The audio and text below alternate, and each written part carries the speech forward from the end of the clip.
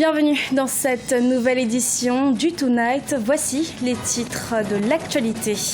Au Tchad, à la veille de l'investiture du président Idriss Déby Itno pour un 5e mandat, les préparatifs s'accélèrent et les comités d'accueil semblent débordés par l'afflux des provinciaux. Au Gabon, à l'initiative du président Ali Bongo Ondimba, une journée citoyenne a été mise en place afin d'embellir la capitale Libreville. Et puis au Kenya, valorisation des chaussures de sport fabriquées localement. Ce sont les meilleurs sportifs du pays qui ont eu l'exclusivité de chausser ces premières chaussures de course Made in Kenya. Les électeurs étaient peu nombreux à voter ce dimanche au second tour de la présidentielle de Sao Tomé et Principe. Un scrutin avec un seul candidat, Evaristo Carvalho, en raison du désistement du président sortant Manuel Pinto da Costa qui dénonce des fraudes. À quelques heures de la prestation de serment du président tchadien Idriss Déby Itno, les préparatifs vont bon train à N'Djamena, la ville haute des festivités. Regardez ce reportage de Mahamat Ramadan, notre correspondant au Tchad, et commenté par Lise Elsie Akizimana. À la veille de l'investiture du président Idriss Déby Itno pour son 5e mandat, la capitale tchadienne est au rythme des festivités. Des groupes folkloriques des différentes régions du pays ont convergé vers N'Djamena, la capitale, pour assister à la prestation de serment du président réélu. Souhaiter la bienvenue à tous ces citoyens tchadiens qui sont surtout aux alentours de N'Djamena.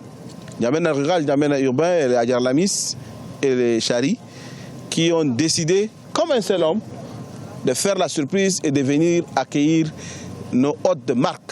C'est une façon de démentir tous ceux qui ne croient pas encore ou qui rêvent à une utopie quelconque. Eh bien, la réalité est là. De son côté, la mairie de la ville d'N'Djamena s'active pour l'embellissement des quartiers au profit des hôtes attendus. Les habitants des différentes régions du Tchad se sont en effet déplacés massivement vers la capitale. On compte plus de 120 000 personnes. Après avoir voté pour le candidat Idriss Déby, nous sommes venus assister à sa prestation de serment et lui souhaiter bonne chance.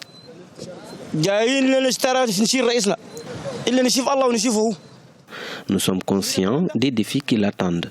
Notre présence ici, c'est pour lui rappeler ses promesses.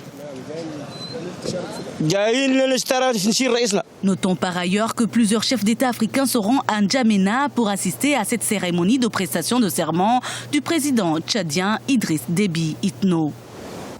En Algérie, allègement des procédures au profit des opérateurs éligibles aux facilitations fiscales. Le directeur général des douanes Kadour Ben Tahar a souligné ce samedi que les entreprises bénéficiant de facilitations fiscales peuvent désormais opérer les démarches nécessaires au dédouanement de leurs marchandises en une journée.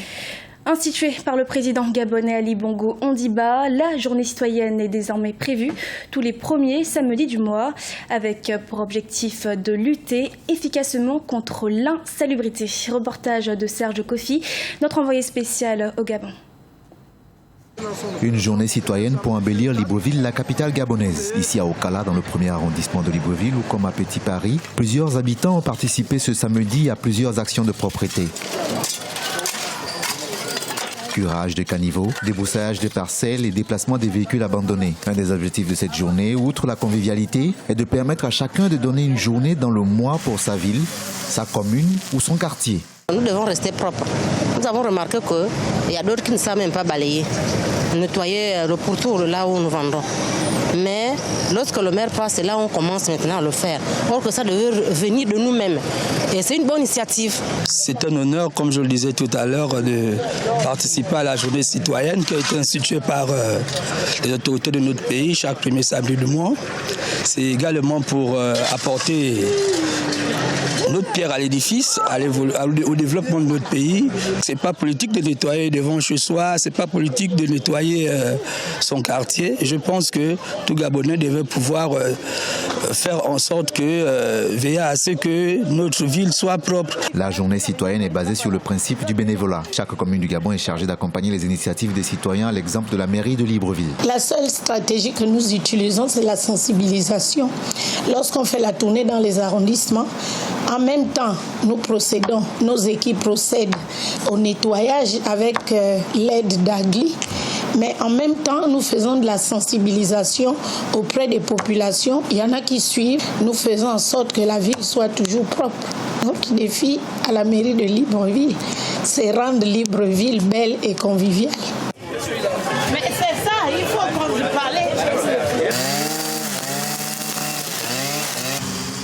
Institué en Conseil des ministres au mois d'avril 2010, la journée citoyenne est devenue au Gabon une journée où la population se mobilise pour réhabiliter les services ou un espace vert avec une idée qu'il ne s'agit pas seulement de produire une amélioration des équipements, mais aussi de créer un lien social. Mais des années après son lancement, le mouvement semble aujourd'hui à bout de souffle et les populations ne s'approprient pas totalement le concept. De leur côté, les autorités gabonaises le rappellent, plus il y a de citoyens mobilisés, plus la palette d'action sera importante pour le bien de tous. L'ex-athlète paralympique Oscar Pistorius a passé la journée de samedi à l'hôpital. Il serait tombé de son lit d'après les témoignages des services pénitentiaires de la prison de Pretoria, capitale sud-africaine. Il est incarcéré pour le meurtre de sa petite amie, Reeve Steenkamp. Mais ce dimanche, le frère d'Oscar Pistorius, Karl, a démenti toute tentative de suicide. Les meilleurs sportifs du Kenya portent les premières chaussures de course fabriquées localement par la société Sportwear. Navalayo Osambo Ombati, comptable devenue créatrice, souhaite à travers sa marque de chaussures promouvoir le Made in Kenya dans les quatre coins du monde. Umu Kalsomba. À l'instar de nombreux pays africains, le Kenya fait partie des nations qui comptent beaucoup de grosses pointures du sport, notamment de l'athlétisme. À l'occasion des JO de Rio au Brésil, Navalayao Osombo Ombati, comptable de formation, a lancé sa première marque de chaussures de sprint, Made in Kenya.